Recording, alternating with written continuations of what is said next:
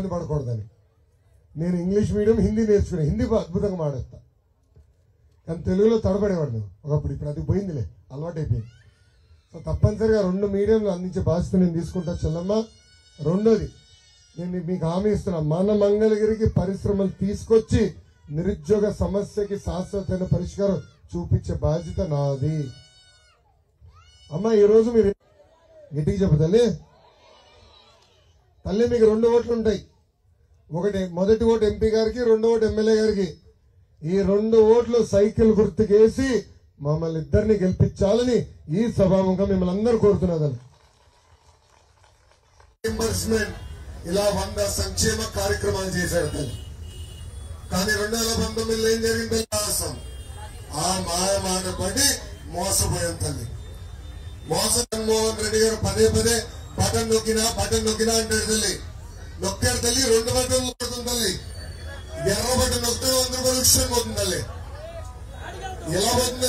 పెంచి బాధుడే బాధుడు, ఇంటి పన్ను పెంచి బాధుడే బాధుడు, చెత్త పన్ను పెంచి బాధుడే బాధుడు, పెట్రోల్ డీజిల్ గ్యాస్ ధర పెంచి బాధుడే బాధుడు, చివరికి క్వార్టర్ బాటిల్ ధర కూడా పెంచి బాధుడే బాధుడు. మరి కటింగ్ ఎవరు చేస్తారు తల్లి? ఈ కటింగ్ మాస్టర్. జుట్టు కాదు, సంక్షేమ కార్యక్రమాలు కట్ చేస్తారు తల్లి కటింగ్ మాస్టర్. ఏమా అన్న క్యాంటీన్ కట్, పండగలకి ఇచ్చే కానుక కట్, పెళ్లి కానుక కట్, విదేశీ విద్య cut, school fee reimbursement cut, Chandranna బీమా కట్. అనంతబాబుకి ఎమ్మెల్సీ చేశాడు తల్లి. మీటింగ్ లో పక్కన కూర్చోబెట్టుకుంటారు. అలాంటిది నంద్యాలలో అబ్దుల్ సలాం ఆయన మొత్తం కుటుంబం కలిసికట్టుగా ఆత్మహత్య చేసుకున్నారు. వాడు చెప్పాడు, ఈ వైకాపా నాయకుల వేధింపుల వల్ల మీ కుటుంబం మొత్తం చదువుతుంది, అన్నిట్లో ఫస్ట్ ర్యాంక్ వస్తుంది. వైకాపా నాయకుడు కూతురు సెకండ్ ర్యాంక్. అది తక్కువలాగా మిస్బా ఆత్మహత్య చేసుకుంటుంది. మా తల్లి తండ్రులు వేధిస్తున్నారు, అందుకే ఈ లోకం నేను వదిలేసి వెళ్ళిపోతేనే మాకు న్యాయం జరుగుతుందని చెప్పారు. కలిసికట్టుగా మేము ఎన్నికలకు వెళ్ళాం. ఎన్డీఏ ప్రభుత్వం వచ్చింది, కానీ ఏనాడైనా ఒక్క మైనార్టీ సోదరుపై దాడి జరిగిందని ఆలోచించబడ్డాం. అమ్మ ఆనాడు పొత్తులో ఉన్నప్పుడే రంజాన్ తోఫా ఇచ్చాం, ఆనాడు పొత్తులో ఉన్నప్పుడే దుల్హన్ పథకం ఇచ్చాం, ఆనాడు పొత్తులో ఉన్నప్పుడే ఇమాం మౌజములకి గౌరవ వేతనం ఇచ్చాం, ఆనాడు పొత్తులో ఉన్నప్పుడే రంజాన్ మాసం వస్తే మసీదులకి రంగులు వేసేదానికి కూడా డబ్బులు ఇచ్చింది తెలుగుదేశం పార్టీ. అమ్మ మంగళగిరి నియోజకవర్గంలో షాదీ ఖానా కూడా కట్టింది తెలుగుదేశం పార్టీ. ఈ సభాముఖ ఎమ్మెల్యే గారిని అడుగుతున్నా, మా ముస్లిం సోదరులకి నియోజకవర్గంలో మీరు ఏం చేశారని, దళిత సోదరులకు ఒక్క కమ్యూనిటీ భవనాలను కట్టారని ఈ సభాముఖ ప్రశ్నిస్తున్నా తల్లి. మూడోది, పక్కనే కృష్ణమ్మ ఉంది, అయినా నీటి సమస్య తీవ్రంగా ఉంది. కృష్ణమ్మ జలాల్ని శుద్ధి చేసి పైప్ లైన్ వేసి ప్రతి ఇంటికి కుళాయి ద్వారా నీరు అందించే బాధ్యత నేను తీసుకుంటానని ఈ సభాముఖంగా హామీ ఇస్తున్నా. వచ్చింది, వెరీ గుడ్. మీరు రూపాయి జమ చేసి పిల్లల్ని బాగా చదివించారు, లక్షలు ఖర్చు పెట్టారు, ఇప్పుడు ఉద్యోగాలు లేవు. అందుకే తెలుగుదేశం జనసేన ప్రభుత్వం ఏర్పడిన 5 సంవత్సరాల్లో 20 లక్షల ఉద్యోగాలు కల్పించే బాధ్యత మేము తీసుకుంటాం తల్లి. రెండో హామీ, 18 నుంచి 59 సంవత్సరాల వయసు కలిగిన మహిళలకి ప్రతి నెల 1500 రూపాయలు ఇస్తాం. మూడో హామీ, ఈ రోజు గ్యాస్ బండ పట్టుకోవాలని భయం వేస్తుంది తల్లి. బరువు అని కాదు, అబ్బా ధరలు పెరిగిపోయినాయని. బాబు గారు ముఖ్యమంత్రి ఉన్నప్పుడు గ్యాస్ ధర ఎంతమ్మా? 400 రూపాయలు. ఇప్పుడు అదే గ్యాస్ 1200 రూపాయలు అయింది. అందుకే ప్రతి ఏడా ప్రతి కుటుంబానికి ఉచితంగా 3 గ్యాస్ సిలిండర్లు కూడా మన ప్రభుత్వం అందజేయబోతుంది. ప్రతి రైతుకి ప్రతి ఏడా 20,000 రూపాయలు ఆర్థిక సాయం చేస్తాం. 5వ హామీ, ఇంట్లో చదువుతున్న బిడ్డలుంటే ఎంతమంది బిడ్డలున్నా అంతమంది బిడ్డల అకౌంట్ లో, తల్లిదండ్రుల అకౌంట్ లో ప్రతి సంవత్సరం 15,000 రూపాయలు వేస్తాం. అంటే ఒకరుంటే 15,000, ఇద్దరుంటే ఎంత? డ్వాక్రా సంఘాలు ఉన్నారు కదమ్మా, చెప్పండి. ఇద్దరుంటే ఎంత? ముగ్గురుంటే ఎంత 45,000 రూపాయలు తల్లిదండ్రుల అకౌంట్లో వేస్తాం. నాయకులు చెప్తాం కదా, నాయకురాలు చెప్తాం కదా. 6వ హామీ ఏంటి తల్లి? మహిళలు ఆర్టీసీ బస్ లో ఉచితంగా ప్రయాణించే హక్కు మన ప్రభుత్వం కల్పించబోతుంది తల్లి. ఇట్లా కాదమ్మా, ఇట్లా డ్రైవర్ అంకల్ నడుపుతారు కదా, డ్రైవర్ నడుపుతుంది కదా, అందుకే ఉచితంగా ఆర్టీసీ బస్ లో మహిళలు ప్రయాణించే హక్కు మన ప్రభుత్వం కల్పించబోతుంది తల్లి. ఇక్కడ పెరగలేదు, నేను పుట్టి పెరిగింది హైదరాబాద్ లో తల్లి, కానీ ఇక్కడ ఉన్న ప్రతి ఒక్కరిని మీకు అదే చెప్పారు. కానీ అది కొద్ది రోజుల్లోనే మీరు అది మాకు నయం చేశారు.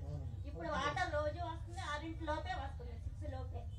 ఇక్కడ మాకు ఇల్లు పట్టాలు లేవు కదా, 2 సార్లు ఇల్లు లేపేస్తారని చెప్పి హడావుడి చేశారు వైసీపీ వాళ్ళు. అప్పుడు మీరే వచ్చారు, వచ్చి అంతా చేశారు. ఇప్పుడు కూడా మీరు గెలిపిస్తే, మీరు అధికారంలోకి రాకముందు ఇలా చేశారంటే అధికారంలోకి వస్తే ఇంకా మంచి చేస్తారు అని ఉంది. ఈ ప్రజలందరూ ఈ దృష్టిలో పెట్టుకొని మళ్ళీ టీడీపీ రావాలని కోరుకుంటున్నాను. తప్పనిసరిగా తల్లి ఇల్లు లేపేసాక ఎవరిని వస్తే చెప్పు, లొకేషన్ వస్తే నేను లేపేస్తాను చెప్పు తల్లి.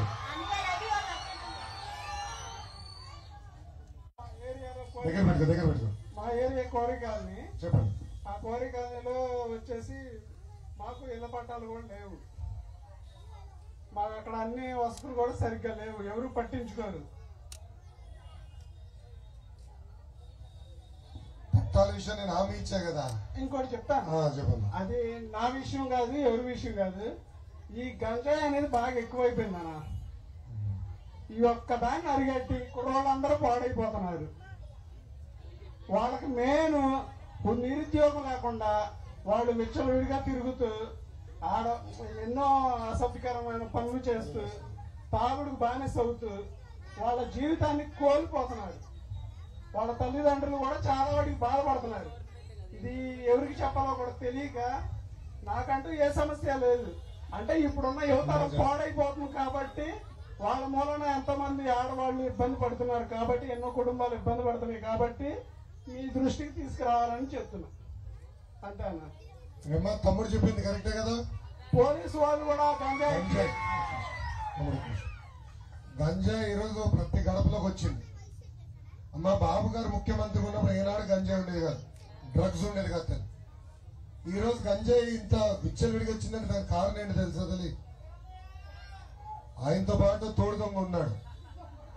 ఇప్పుడే చెప్పారు అనంత బాబు అని, దళిత్ డ్రైవర్ చంపేసి శవాన్ని డోర్ డెలివరీ చేశారు కదా, ఆ ఎదవ తల్లి మొత్తం అరకు ప్రాంతంలో పెద్ద ఎత్తున గంజాయి పండించి అక్కడి నుంచి చిత్తూరు వరకు తీసుకెళ్తున్నాడు తల్లి. అమ్మా చిత్తూరు జిల్లాలో నేను ఒక తల్లిని కలిసాను మా పాదయాత్రలో. మధ్యాహ్నం పూట భోజనం కాగాం. ఆ తల్లికి 3 కూతురు ఉన్నారు తల్లి. పెద్ద కూతురిని గంజాయికి బానిసలు చేసి శారీరకంగా వాడుకున్నారు వైకాపా నాయకులు. 45 రోజుల తర్వాత తల్లి తెలుసుకుంది. ఆమె వచ్చి నాకు చెప్పింది, నా పాప గంజాయి ఇవ్వకపోతే చేతులు ఇటుగా కదులుతా ఉంటాయి, నేను హాస్పిటల్ తీసుకెళ్తా, కనీసం మాట సాయం చేయను. నేను ఫోన్ చేసి సిఎంసి వెల్లూరు పంపించేస్తాను. ఆ తల్లి ఏం చెప్పిందో తెలుసా? ఆ రోజు మా పెద్ద కూతురిని మీరు కాపాడబోతే ఆ కూతురు నేను చంపేస్తాను. ఎందుకమ్మా అంత పెద్ద మాట మాట్లాడా అంటే, కనీసం మిగతా 2 కూతుర్లు బాగుపడతారు కదా అని.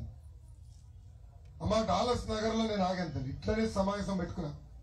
అక్కడ తల్లి నుంచుని చెప్పింది, వాళ్ళ ఇంట్లో ఉన్న మగవాళ్ళందరినీ గంజాయికి బానిసలు అయిపోయారు. వాళ్ళు ఈరోజు అనేక ఇబ్బందులు ఎదుర్కొంటున్నారు.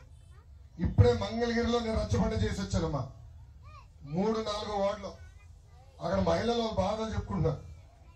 వాళ్ళు అడిగారు, అన్న ఒక కెమెరా బిగించి ఇక్కడ సీసీటీవీ కెమెరా, లేదంటే గంజాయి మత్తులో మగవాళ్ళు అసభ్యంగా ప్రవర్తిస్తున్నారు, మా జోలికి వస్తున్నారు, దయచేసి ఆదుకోండి అని చెప్తున్నారు. తాడేపల్లి పట్టణంలో అది, తాడేపల్లి రూరల్లో అది, మొత్తం మంగళగిరి నియోజకవర్గం అది, రాష్ట్రం అంతా గంజాయి మాయలో గెలిపింది. అందుకే నేను నొలకబెట్ల హామీ ఇచ్చేది, మన ప్రభుత్వం వచ్చిన మొదటి 100 రోజుల్లో గంజాయికి ఫుల్ స్టాప్ పెట్టే బాధ్యత నాదే. పారుపాటు గంజాయి అమ్మేదానికి వస్తే కడ్రాయర్లో కొట్టుకుంటే పోలీస్ స్టేషన్ తీసుకెళ్లే బాధ్యత నాది తల్లి. ఇది నేను ఎందుకు చెప్తున్నానంటే అమ్మా, నాకు కూడా 9 సంవత్సరాల అబ్బాయి ఉన్నాడు దేవాంశ్.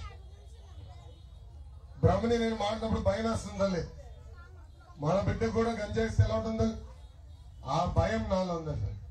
అందుకే వీళ్ళని వదిలిపెట్టిన తల్లి, మొదటి 100 రోజుల్లో గంజాయికి నేను ఫుల్ స్టాప్ పెడతాను తల్లి. Thank you. పడుకున్నాడా?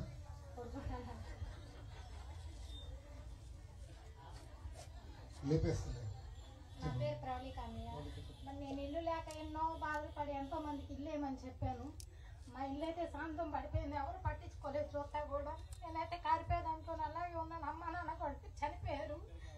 మరి మన రతి అన్న మంగళగిరి నుంచి ప్రచారానికి వచ్చారు. మన ఇంటికి వెళ్ళి అమ్మ 4 రోజుల్లో మీకు ఇల్లు వేసి పెడతామన్నారు.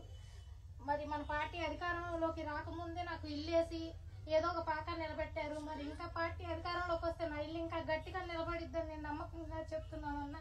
నా ఓటు నీకే వేస్తానన్న. నా ఇల్లు గట్టిగా నిలబెట్టి ఆ రోజు టెంపరీగా కట్టారు కదా, ధన్యవాదాలు తెలియజేసుకుంటున్నానన్నా. మా ఆ రోజు వచ్చి తార్పులిన్ షీట్ అనేసి కుర్రోళ్ళందరూ వచ్చారు, యువత కమిటీ అందరూ వచ్చి అది తాత్కాలికంగా నిలబెట్టారు. 2 నెలల్లో ఉపయోగపడుతుంది. మన ప్రభుత్వం వస్తుంది, పక్కా ఇల్లు కట్టించే బాధ్యత మేము తీసుకుంటాం. ఇప్పుడు నాకు అలా నిలబెట్టినందుకు నాకు చాలా సంతోషంగా ఉందన్న. నేను చూసుకుంటాం. ఆయన కూడా వేళ్ళ పనికి వెళ్తారు, పని లేక ఎన్నో ఇబ్బందులు పడుతున్నాము.